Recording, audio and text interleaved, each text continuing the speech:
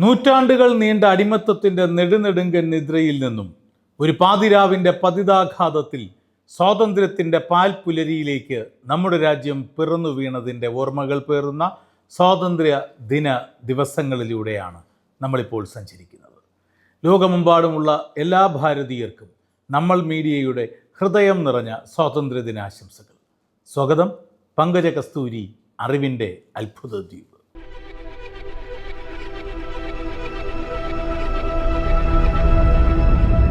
സൂര്യനസ്തമിക്കാത്ത സാമ്രാജ്യത്തിൻ്റെ കരാളഹസ്തങ്ങളിൽ നിന്ന് രാജ്യം മുക്തമായ ആ രാത്രിയിൽ ഇന്ത്യ മുഴുവൻ ആഘോഷങ്ങളിൽ നിറഞ്ഞാടുമ്പോൾ ഒരാളവിടെ ഇല്ലായിരുന്നു.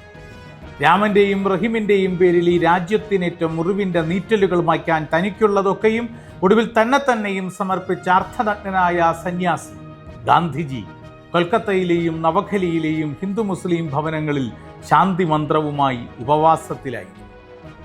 6 നാൾ നീണ്ട ഉപവാസത്തിന് ശേഷം തിരികെ മടങ്ങുന്നതിനു മുൻപ് ഇസ്ലാം മതവിശ്വാസികളായ പള്ളിയിലും ആരാധനാലയങ്ങളിലും പോയി വന്നിരുന്ന മുസൽമാന്മാരെ ഗാന്ധിജിയുടെ നിർദ്ദേശപ്രകാരം ഹിന്ദു സിഖ് കുടുംബാംഗങ്ങൾ തടഞ്ഞു നിർത്തിയിട്ട് അവർക്ക് ചായയും കാപ്പിയും പകർന്നു കൊടുത്തു.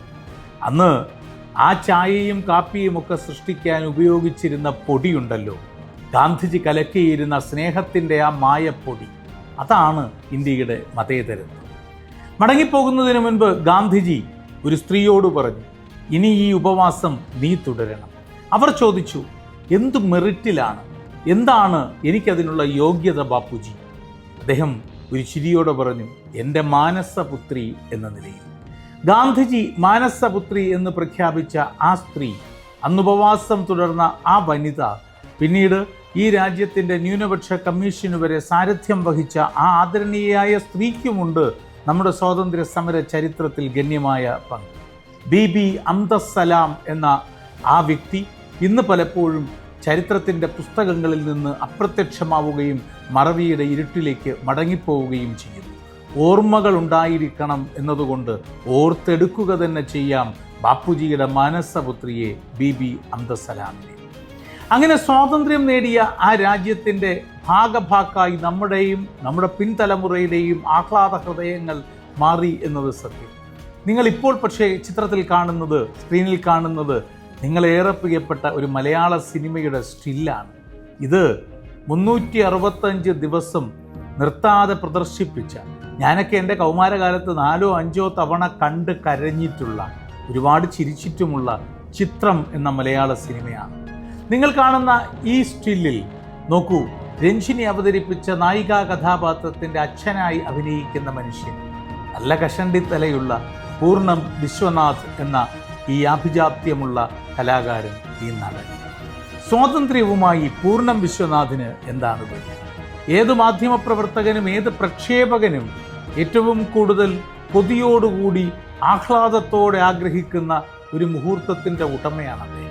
1947 ഓഗസ്റ്റ് 14 പാതിരാത്രി ചെങ്കോട്ടയിൽ സ്വതന്ത്ര ഭാരതത്തിൻ്റെ ത്രിവർണ്ണ പതാക ഉയർന്നു പാറിയ നിമിഷത്തിൽ ഇതാ ഇന്ത്യ സ്വതന്ത്രമായി എന്ന വാർത്ത ലോകത്തെ ഓൾ ഇന്ത്യ റേഡിയോയിലൂടെ ആദ്യം അറിയിക്കാൻ അവസരം കിട്ടിയ അന്നത്തെ ആകാശവാണി അവതാരകൻ, ന്യൂസ് പ്രസൻറ്റർ നിങ്ങളീ കാണുന്ന ഇതേ പൂർണ്ണം വിശ്വനാഥാണ്.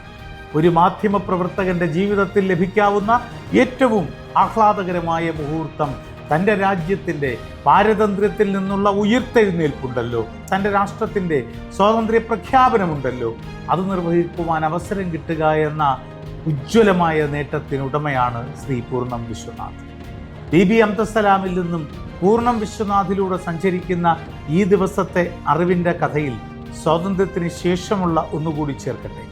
1952 ഗോദ്രേജ് കമ്പനിയോട് മഹാരാഷ്ട്രയിലെ വിക്രോളിയിൽ സ്ഥാപിച്ച അവരുടെ ഫാക്ടറിയിൽ നിന്ന് ഒരു പ്രത്യേക ഉൽപ്പന്നത്തിൻ്റെ 13 ലക്ഷം യൂണിറ്റുകൾ നിർമ്മിക്കുവാൻ അധികൃതർ ആവശ്യപ്പെട്ടു. ഗോദ്രേജ് കുറ്റമറ്റ രീതിയിൽ 13 ലക്ഷം യൂണിറ്റുകൾ ഉണ്ടാക്കി. അന്ന് ഒരു യൂണിറ്റിന് 5 രൂപ എന്നതായിരുന്നു വില. ഊഹിക്കാമോ എന്താണ് എന്ന്? ഇന്ത്യ എന്ന രാജ്യത്തിൻ്റെ ഇന്നോളമുള്ള സ്വതന്ത്ര ജനാധിപത്യ പ്രക്രിയയിലേക്ക് ഏറ്റവും സജീവമായ ആദ്യ രേഖയെന്ത് എന്നറിയണം എങ്കിൽ വിക്രോളിയിൽ ഗോദ്രേജ് കമ്പനിയുടെ ഫാക്ടറിയിൽ ഒരു യൂണിറ്റിന് 5 രൂപ നിരക്കിൽ അന്ന് നിർമ്മിച്ച ആ 13 ലക്ഷം ഉൽപ്പന്നങ്ങളെക്കുറിച്ച് കൂടി നമ്മൾ അറിയണം.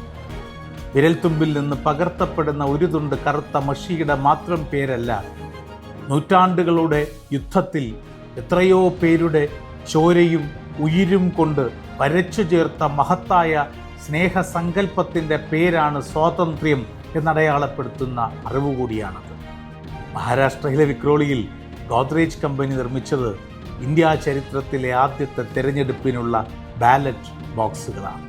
അബ്ദുസ്സലാമിലൂടെ, പൂർണ്ണം വിശ്വനാഥിലൂടെ, ബാലറ്റ് ബോക്സിലൂടെ ഈ സ്വാതന്ത്ര്യ ദിവസങ്ങളിലൊന്നിൽ നിങ്ങളോട് അറിവിൻ്റെ അത്ഭുത ദ്വീപിൽ ഇത്രമേൽ കാര്യങ്ങൾ പങ്കുവച്ച് യാത്ര ചോദിക്കുമ്പോൾ വീണ്ടും ഓർമ്മിപ്പിക്കുന്നു. ഒരു ദിവസത്തിൻ്റെ വിടർച്ചയല്ല, ഒരു യുഗത്തിൻ്റെ കാഴ്ചപ്പാട് മാത്രമല്ല, എത്രയോ പേരുടെ ചിതറിത്തെറിച്ച തലച്ചോറിൽ എഴുതപ്പെട്ട രഹസ്യമോഹങ്ങളുടെ സാക്ഷാത്കാരം കൂടിയാണ് നമ്മുടെ രാഷ്ട്രത്തിൻ്റെ സ്വാതന്ത്ര്യം.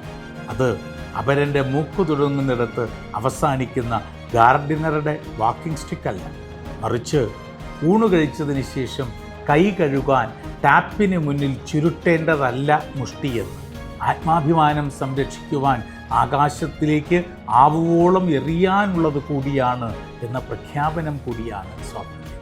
നമ്മൾ മീഡിയ നിങ്ങൾക്കെല്ലാവർക്കും ഒരിക്കൽ കൂടി നേരുന്നു ഉറക്കെ വിളിച്ചു പറയുന്ന സത്യങ്ങളുടെ, പ്രതികരിക്കുന്ന ഹൃദയങ്ങളുടെ സ്വാതന്ത്ര്യ ദിനാശംസകൾ.